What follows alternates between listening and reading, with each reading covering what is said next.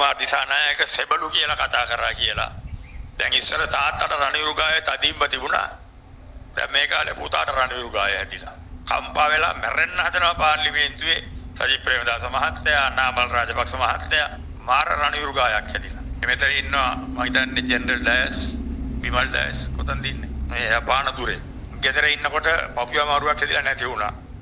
එතකොට එතුමාගේ දරුව පවා ඉතා කුඩා දරුවෝ වෙනකොට ඒගොල්ලෝ පුද්ගලික අංශයකට ගිහිල්ලා ආයතනයේ ගිහිල්ලා රැකියාවක් කිල්ලුවම රාජපක්ෂලා කතා කරලා කියනවා රැකියාව දෙන්න එපා කියලා. අපි ලැජ්ජා වෙන්නේ අපිට සෙබළු කිව්වට.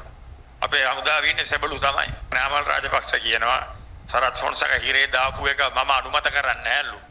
එයා අනුමත නොකරට එයාගේ තාත්තයි බාප්පයි මහප්පච්චි ඔක්කොම අනුමත කරා. එයාපෝට් එකෙන් එනකොට හැමදාම රැට නවත්තනවා රෑ 2ට විතර. රෑ 2ක් 3ක් එයාපෝට් එකේ තියාගෙන ප්‍රශ්න කරන උදේ 4 5 වෙනකන්.